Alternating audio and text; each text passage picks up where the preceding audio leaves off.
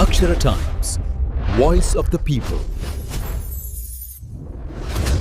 అక్షర times TV news కి స్వాగతం. గుమ్మనూరు జయరాం పాలనలో గుంతకల్లు నియోజకవర్గం అభివృద్ధి వైపు పరిగెడుతుందని మండల ఇన్ఛార్జ్ గుమ్మనూరు నారాయణస్వామి అన్నారు. సోషల్ మీడియా ద్వారా జరిగిన అభివృద్ధి కార్యక్రమాలను ప్రజలకు తెలియజేద్దామంటూ మండల ఇన్ఛార్జ్ గుమ్మనూరు నారాయణస్వామి కార్యకర్తలకు పిలుపునిచ్చారు.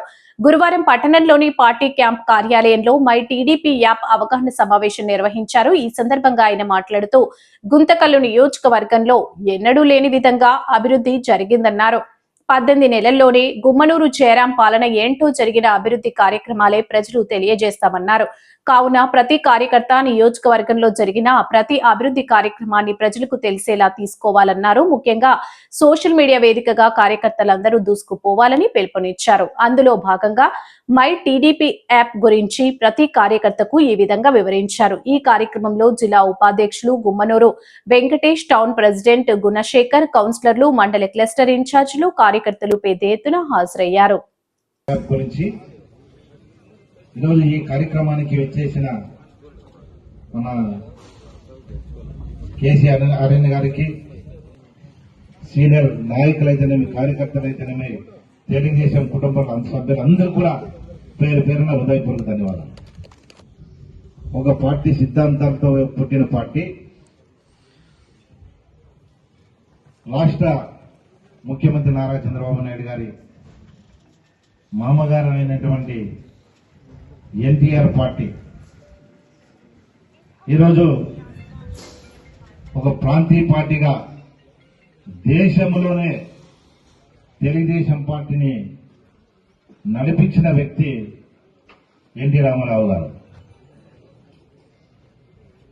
అలా నేషనల్ పార్టీలతో పోరాడి మన రాష్ట్రాన్ని, తెలుగుదేశం పార్టీని అధికారంలోకి తీసుకొచ్చిన వ్యక్తి ఎన్టీ రామారావు గారు.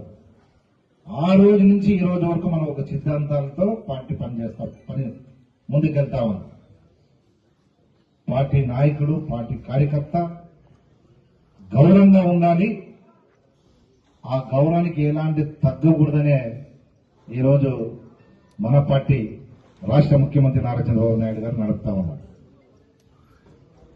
ఈ రోజు చూడండి, ఏ పార్టీకి ఈ ఆదరణ ఏ పార్టీకి లేదు. ఆధారం అంటే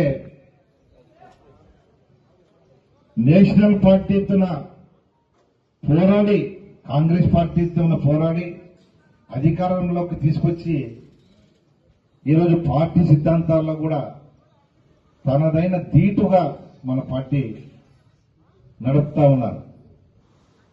దానికి ఏమంటే ప్రతి కార్యకర్తని గుర్తించాలి, ప్రతి నాయకుని గుర్తించాలని ఈరోజు మన రాష్ట్రంలో దాదాపుగా సభ్యత్వాలు చేశాము. ఏ పార్టీ కూడా 1 కోటి సభ్యత్వాలు చేసిన పార్టీ ఏకైక తెలుగుదేశం పార్టీ.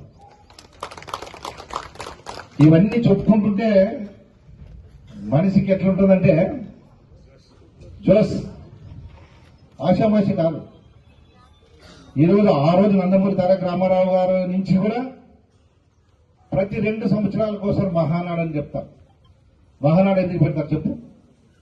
తెలుగుదేశం కుటుంబ సభ్యులందరి ఒక దగ్గర చేరాలి. రాష్ట్రంలో ఉండే ప్రతి కార్యకర్త కూడా, సామాన్య కార్యకర్త కూడా మహానాడులో పాల్గొనాలని. అప్పుడు కుటుంబ సభ అంతా ఒకటే కుటుంబం, ఎక్కడ చూసినా పచ్చదే, పచ్చ కండవ, నాయకుడు కార్యకర్తలు సమానంగా మహానాడులో మనం పాల్గొంటాం. ఏ పార్టీ కూడా ఆధారం లేదు. ఎక్కడ పెట్టినా కూడా మనము మహానాడుకి వెళ్తాం. మహానాడుకు మనం వెళ్లేదని కూడా వాళ్ళు ఆహ్వానం కూడా అటెండ్ చేస్తారు. తెలుగుదేశం పార్టీ గ్రౌండ్ లెవెల్ వరకు నాయకులు రావాలి, గ్రౌండ్ లెవెల్కి కార్యకర్త రావాలని కూడా ఖచ్చితంగా వాళ్ళకి సమాచారం ఇచ్చి వాళ్ళందరూ కూడా అటు తీసుకుని వస్తారు. తీసుకొచ్చినప్పుడు ఆ రోజు వాళ్ళందరూ కూడా కార్యకర్తకు, సామాన్య కార్యకర్తకు కూడా ఉంటే ఈ పార్టీలో ఉండాలి, ఉంటే చంద్రబాబు నాయుడు గారి ఆధ్వర్యంలోనే మనం పనిచేయాలని వాళ్ళకి కసితో ఈ రోజు పనిచేస్తా ఉన్నారు. ఆ కసి కూడా నేను చెప్తా. గతంలో 14-19 మన ముఖ్యమంత్రి నారా చంద్రబాబు నాయుడు పరిపాలన అభివృద్ధి, తర్వాత 5 సంవత్సరాల పరిపాలనలో వైఎస్ఆర్ కాంగ్రెస్ పార్టీ అది వచ్చిన పార్టీ ఎట్లా అనేది కూడా మీకు తెలుసు. ఆ రోజు వైఎస్ రాజశేఖర రెడ్డి ప్రజలకు ఏదో మంచి పని చేశాడు,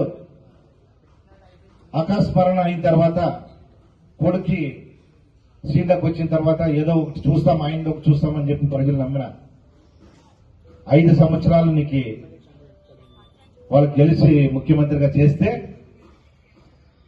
వాళ్ళు 5 సంవత్సరాల్లోనే పూర్తిగా విలీనమైపోయి రాష్ట్రాన్ని అధోగతి చేసి ప్రజలందరూ విసిగించి ఇది ఎవరు తరం కాదు, ఇది తెలుగుదేశం ప్రభుత్వం రావాలి, రాష్ట్ర ముఖ్యమంత్రి నారా చంద్రబాబు నాయుడు గారు వస్తేనే రాష్ట్రం బాగుపడుతుందని నమ్మి ఆ రోజు తెలుగుదేశం పార్టీ పని అయిపోయింది, ఇంకా మునిగిపోయింది అని వైఎస్ఆర్ కాంగ్రెస్ పార్టీ నేను అది ఇచ్చినాను ఇది ఇచ్చినాను జంబలకు పోయి చెప్పుకున్నా. ఏమి ఇచ్చింది ఏం లేదు, ఎక్కడే కానీ ₹1 డెవలప్మెంట్ ఎక్కడ చేయలే. గ్రామ సర్పంచ్కి నిధులు కూడా అవి కూడా వాడేసిన. ఒక గ్రామ సర్పంచ్, మీరు ఎవరైనా గ్రామ సర్పంచ్ అయితే ఆ గ్రామానికి మంచి చేయాలి, గౌరవం ఉండాలని చెప్పి సర్పంచ్ చేస్తారు. సర్పంచ్ నిధులు కూడా కాజేసి ఆ సర్పంచ్ కూడా వాల్యూ లేకుండా అయిపోయి అట్లా చేసిన ఆ ప్రభుత్వం.